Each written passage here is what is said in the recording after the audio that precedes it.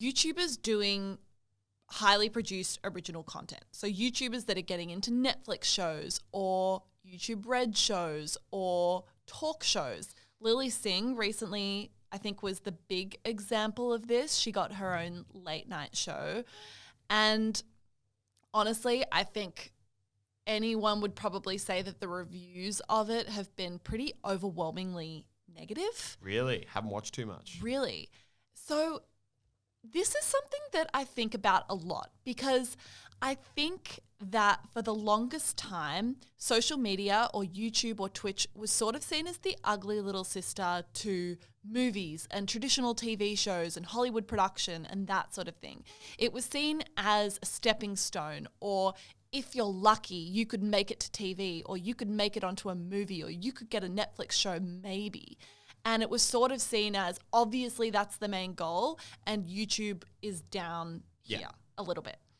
And it's really interesting because obviously YouTube's been around 10 to 12 years now. There are creators that have just developed mass audiences that have then been able to go and take them to traditional media formats.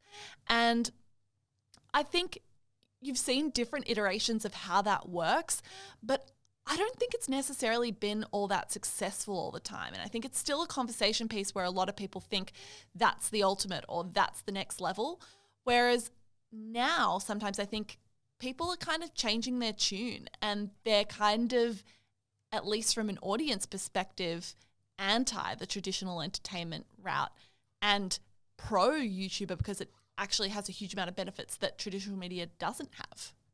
Yeah, I mean, I think it's a bit interesting. You can tell a lot of the time when traditional media tries to reach into the YouTuber space, I don't think it's so much because they like the content or they understand the content. They just look at their audience like, oh my God, our entire viewership is a bunch of 60 to 80-year-old people who are, you know, about to die. Yeah, we're not really, you know, they're not coming into their prime. They're kind of more on the way out. Like, what is our plan here? And I think so. It's really them, and they're like, oh my God, wow, all these 20-year-olds, shockingly, don't want to watch 3 minutes of ads for every 4 minutes of content. Yeah. All these 20-year-olds don't want to be told when they need to watch what they want to watch. No. They want to engage with, you know, things immediately. And I think, you know, that's largely the reflection of that is that, you know, they're reaching and they're trying to pull that audience over. They're trying to pull her audience from YouTube onto whatever platform she's on.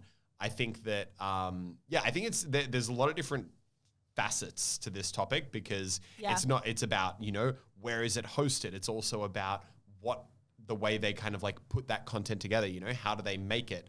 What, you know, are they actually saying we want the YouTuber, or are they saying we want the YouTuber to play a part in this, you know, which I think that's even more interesting. But last things on the platform point, because I think that's most important. I think, once again, I haven't watched Lily Singh's show, but I think, you know, I'd be interested to know, is the negative feedback because the show's bad? Very possibly, from what I've heard on the grapevine. But also, I think the internet, especially more than anyone, if they don't like something, they will witch hunt. Yes. And I think that if you've got your favorite YouTuber who's like, oh, like, if you want to keep watching me, like, you have to be sitting on your couch at 7 p.m. on C-SPAN where you watch 8 minutes of ads and then I'll come out and tell a joke, they're going to be like, no, this sucks, and they're just going to pan it. Yeah. So I think that's also the danger, is that a lot of the time you try and push the internet one way, it will backfire hard because they'll push back. Yeah, I think we're in a new generation now. I remember when I was a kid,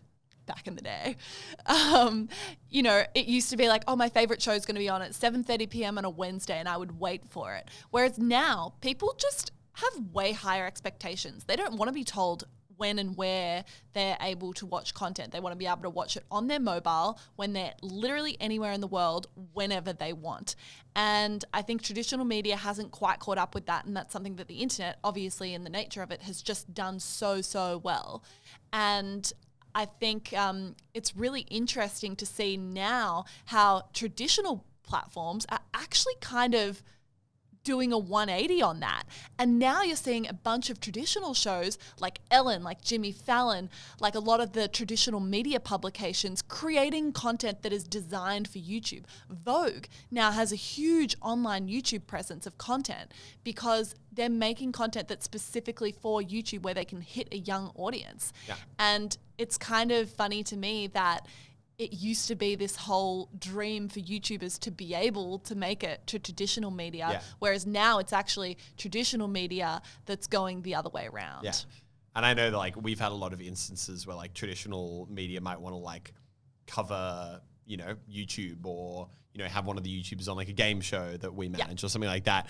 And like 99% of the time, everyone's like, ew, no, and I want to stay away from that. Yeah, I think audience as well, and it was a really good point you made earlier about whether or not are they getting the YouTuber to play themselves or are they getting the YouTuber to act. And I think both of those things can have pros and cons, but oftentimes, I think audiences don't love it because the amazing thing about YouTube content and the thing that makes YouTube content so unique and different to traditional media is that it's so raw and that there's no filter between the audience and you as a creator except the camera. There's no production crew. There's no editing process beyond what you're editing yourself for the most part. Yeah. And I think people love feeling that authenticity in a time where people are bombarded with ads. They're bombarded with like overwhelming media in the day-to-day. It's so nice to be able to connect with someone that might be anywhere in the world and just have that feel so raw. Yeah. And when media takes that away and suddenly they're putting them in a costume or with makeup when they don't usually wear makeup and they're reading a script, suddenly it's like, this isn't the person that I watch. The whole reason that I like that person is completely irrelevant now. Yeah, and I mean, one of the biggest reasons that YouTube, I think, has become so successful is that, you know, TV's obviously always been, you know, it's not real and it's not genuine. And even the real genuine shows are people playing a part. And I think that one of the big reasons that YouTube took off is just people have just gotten increasingly better at seeing through that. You know, that's one of the biggest things is just that there was a point where, you know, you could kind of have that veneer and just accept it. I watch TV now and you can very, very clearly, you can see the lights, you can see the cameras, you can see all that kind of stuff.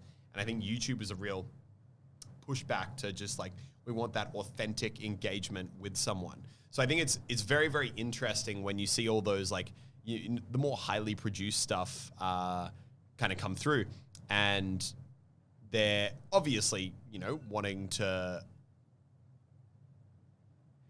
and they're obviously wanting to, you know, kind of get the audience from those people, but they seem to, at the same time, completely ignore the reason those people have an audience in the first place, which is their authentic personality. But, you know, I think the thing, like the Lily Singh show is one where they've clearly tried to, you know, give her a bit more authenticity. But the ones that just make zero sense to me are half the stuff that, which in reality should be the platforms that are most engaged with it, are the ones where like Netflix, or especially in YouTube really surprises me with this, like their YouTube Red series, where I forget what the one that Logan Paul was in was called. Oh, yeah. But where they try and make, they just try and make a movie.